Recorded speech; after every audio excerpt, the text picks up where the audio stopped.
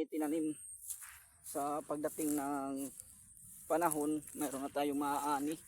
Kasi may na tayong maasahan na hindi na tayo bibili ng bigas.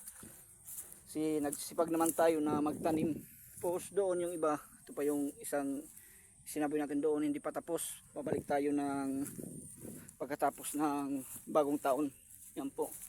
Sa awa ng Diyos, mayroon na tayong sa isa lang to natin na one part ng ating taniman. Mayroon pa doon sa isa. Pero malayo doon sa malapit sa eskwelahan ng Pulangi, sa likod ng eskwelahan ng Pulangi. Yan po, mayroon na tayong pagkukunan ng ating pambigas. Kasi mayroon na tayong naani. Thank you at maraming pong salamat. Shoutout po sa lahat. At enjoy tayo sa ating pagbablog. Tayo sa ating taniman ng ating palay. Sa wakas, mayroon na tayong maaani sa pagdating ng panahon. Mga ka-farmers, yan po. Kikita nyo sa likod ko. Yung mga natanim natin. Ang ganda na tignan kasi berde na. Yan po mga ka-farmers ang ating naitanim na. Mayroon na tayong maaani sa pagdating ng panahon. Kasi may na tayong itinanim, sipag lang at tiyaga ang ating puhunan. Yan po. Ang ganda na. Farmers. Pero hindi pa tayo tapos. Yung iba nandito pa. Tikita ko sa inyo. Yan po mga ka-farmers ang ating itinanim na.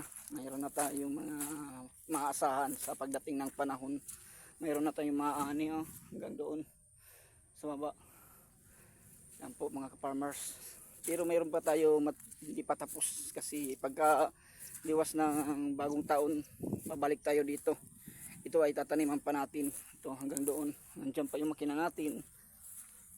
Yan po ka-farmers. Pero kunting ikot lang ito ng ating makina kasi malinis na po. Dito pa yung ating itatanim na ang ating binhi na ating pinalaki muna. Ka-farmers, ang ating binhi pa nating isinaboy na pinalalaki pa natin para maitanim na. Pero aywan ko ngayon sa pagkatapos ng bagong taon may tatanim na natin to. Simaba na.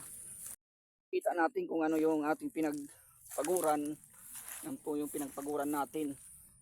Yan po, ang ganda na tingnan, mga berde na. Ang ganda na tingnan. Yan po ang ating tinanim. At maraming pong salamat. Shoutout po sa ating mga viewers dyan. Thank you. Maraming salamat. Shoutout po sa lahat. Enjoy tayo.